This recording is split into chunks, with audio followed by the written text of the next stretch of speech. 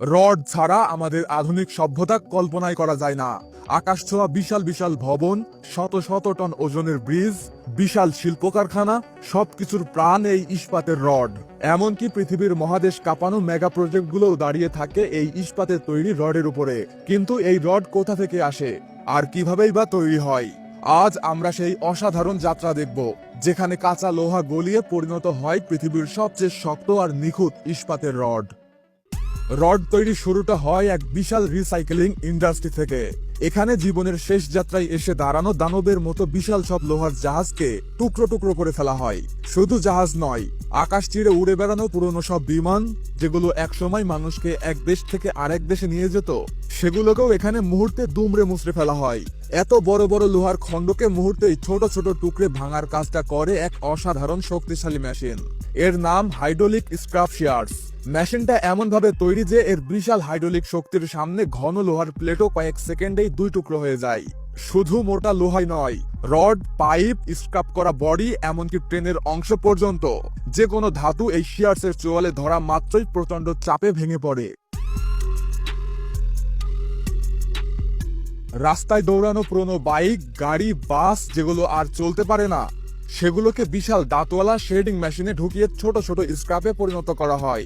এভাবে হাজার হাজার লোহার টুকরো জমতে জমতে পুরো জায়গাটা হয়ে ওঠে যেন লোহার পাহাড়। ঠিক তখন মাঠে আসে এক বিশাল হাইড্রোলিক ম্যাগনেটিক ক্রেন। এর মাথায় লাগানো বড় গোলাকার চৌম্বক, যেটা সক্রিয় হতেই চারপাশের সব লোহা তীব্র শক্তিতে উপরে উঠে আসে। ফলে রাবার, প্লাস্টিক, তামা সবই সহজে আলাদা করা যায়। এভাবেই স্ক্র্যাপের ভেতর থেকে বাছাই হয়ে বেরিয়ে আসে রড তৈরির জন্য উপযুক্ত মেটাল। তারপর বাছাই করা লোহার টুকরোগুলো পাঠানো হয় ইলেকট্রিক আর্ক ফার্নেসে। এখানে শুরু হয় অসাধারণ এক রসায়ন। ফার্নেসের ভেতরে তাপমাত্রা হয়ে ওঠে প্রায় 1800 ডিগ্রি সেলসিয়াস। ভাবতে পারছেন, 1800 ডিগ্রি সেলসিয়াস! এত উচ্চ তাপমাত্রায় শক্ত ইস্পাতও কয়েক মিনিটেই গলে একেবারে তরল ধাতুতে পরিণত হয়। এই গলিত স্টিলের মধ্যে মেশানো হয় বিশেষ কেমিক্যাল ও অ্যালকনিং উপাদান, যেগুলো রডকে করে আরো শক্ত, আরো টেকসই। ফার্নেসের ভেতর লোহা যখন লাভার মতো লিকুইড হয়ে ওঠে, তখনই শুরু হয় পরের যাত্রা। এই উত্তপ্ত তরল ধাতুকে ধীরে ধীরে পরিণত করা হয় বিলেট নামের বিশাল ধাতু ব্লকে। গলিত স্টিলটাকে প্রথমে পাঠানো হয় এক বিশাল কন্টিনিউয়াস কেস্টিং মেশিনে। এই মেশিনটা দেখতে যেন আগুনে ভরা কোনো নদী। এই মেশিনের ভেতরে থাকে বিশেষ ধরনের ছাঁচ। এই ছাঁচের ভেতরে স্টিল ঠান্ডা হতে হতে জমে যায়, আর জমে গেলেই তৈরি হয় লম্বা, সোজা, শক্ত একটি ধাতব দণ্ড। এই দণ্ডই হচ্ছে বিলেট, যেটা থেকে পরে রড তৈরি হবে। বিলেট তৈরি হয়ে গেলে সেগুলোকে পাঠানো হয় রোলিং মিলে। এখানে কর্মীরা বিলেটগুলোকে নির্দিষ্ট আকার অনুযায়ী গ্যাস কাটার দিয়ে কেটে নেয়, যাতে পরের ধাপে লাল করে রোল করার জন্য ঠিকঠাক সাইজ প্রস্তুত থাকে।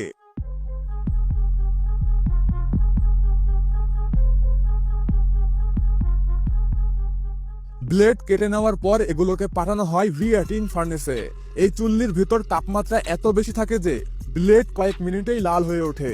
ব্লেড ঠিকমতো লাল হয়ে গেলে এগুলোকে ধীরে ধীরে ঠেলে দেওয়া হয় রোলিং মিলে। এখানে সারি সারি স্টিলের রোলার থাকে। ব্লেড রোলারের মধ্যে ঢুকতেই প্রচন্ড চাপের কারণে এটা লম্বা হতে থাকে, পাতলা হতে থাকে, আর ধীরে ধীরে রডের মতো সরু আকার নেয়।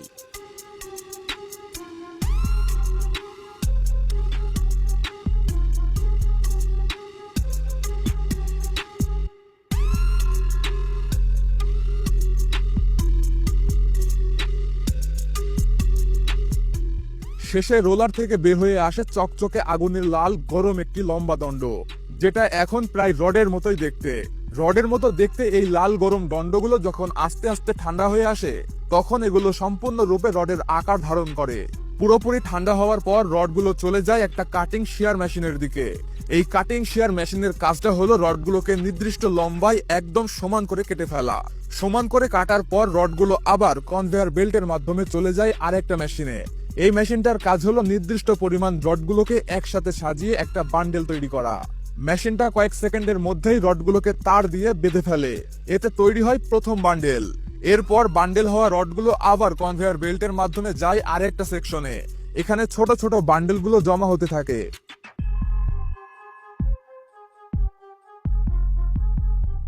যখন 3টা বান্ডেল একসাথে জমা হয়, তখন এগুলো পাঠিয়ে দেওয়া হয় আরো একটা মেশিনের দিকে।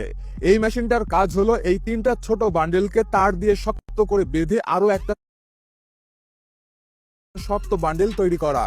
পুরো প্রক্রিয়া শেষ হলে এই বড় বড় বান্ডেলগুলো চলে যায় বিশাল ক্রেনের সামনে। শক্তিশালী ক্রেন হাজার হাজার টনের রডের বান্ডেলকে সহজেই তুলে স্টোরেজ এলাকায় সাজিয়ে রাখে, আর সেখান থেকেই বিশাল ট্রাকগুলো রড তুলে নিয়ে যায় আমাদের বাড়িঘর আর বড় বড় ভবন তৈরির জন্য।